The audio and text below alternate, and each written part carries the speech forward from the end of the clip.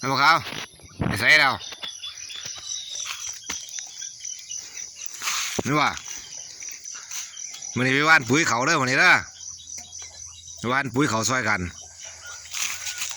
ในมันในเบียกในงานเนี่ยเขากินน้ำกันเย็นว่าได้สิ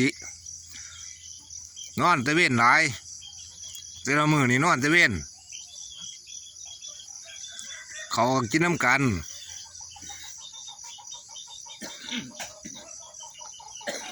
เบียกงานบ่ได้เบียกได้งานนี่มาแล้วมันนี่ไปว่านปุ๋ยเขาเด้อไปอยู่อ่ะบัดเขานั่นหูจักกิน